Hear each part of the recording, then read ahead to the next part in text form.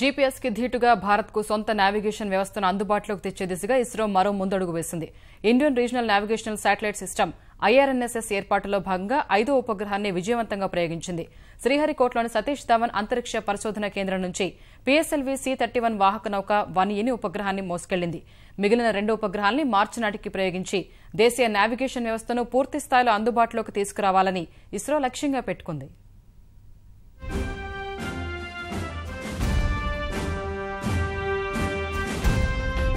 PSLV C-31 పూర్తి స్వదేశీ పరిజ్ఞానంతో రూపొందించిన నావిగేషన్ శాటిలైట్ IRNSS 1Eను భారత అంతరిక్ష పరిశోధనా సంస్థ ఇస్రో విజయవంతంగా కక్షలోకి ప్రవేశపెట్టింది. ఉదయం 9:31 శ్రీహరికోటలోని సతీష్ ధావన్ అంతరిక్ష కేంద్రం నుంచి బయలుదేరిన PSLV C-31 వాహన నౌక నిప్పులు కక్కుతూ IRNSS 1E ఉపగ్రహాన్ని నింగిలోకి మోసుకెళ్లింది. So first stage ignited. +5, vehicle lift off normal. +7, +8.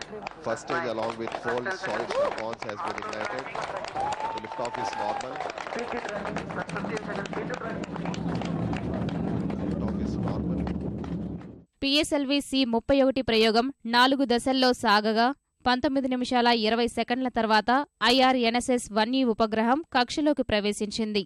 కక్షలోకి ప్రవేశించగానే సౌర పలకాల సాయంతో సేవలు అందించడం ప్రారంభించిన ఉపగ్రహం పనితీరును కర్ణాటక హసన్లోని నియంత్రణ కేంద్రం పర్యవేక్షిస్తోంది.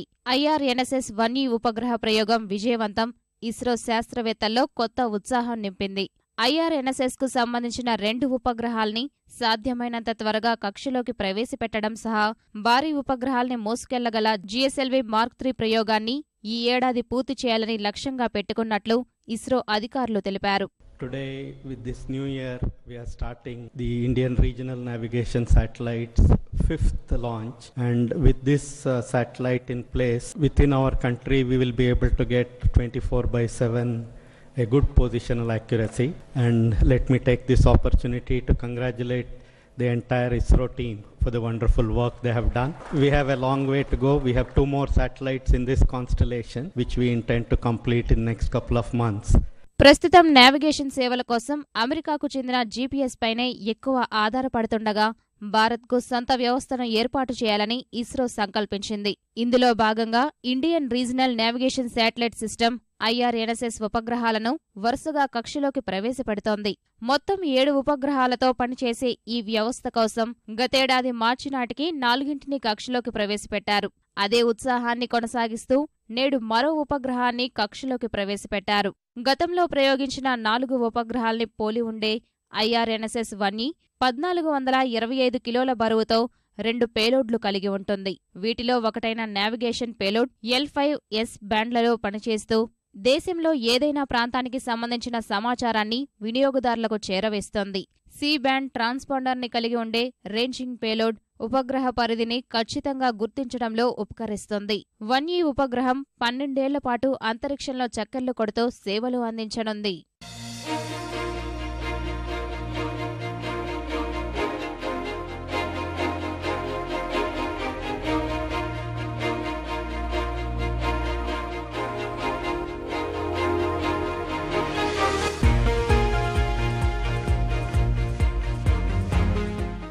IRNSS పూర్తి స్థాయిలో అందుబాటులోకి వస్తే దేశంలో వినియోగదారులకు ఎంతగానో దోహదపడనుంది.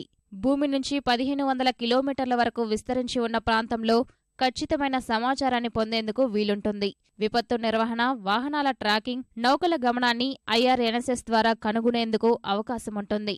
4 ఉపగ్రహాలతోనే IRNSS సేవలు పొందేందుకు వీలున్న మొత్తం 7ని కక్షలోకి ప్రవేశపెడితే మరింత ఖచ్చితమైన సమాచారం లభిస్తోంది.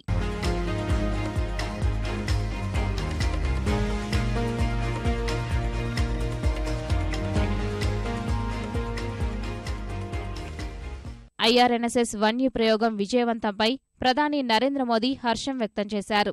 ఇస్రో శాస్త్రవేత్తల్ని అభినందించిన ఆయన వారంతా దేశం గర్వపడేలా చేస్తున్నారని కొనియాడారు.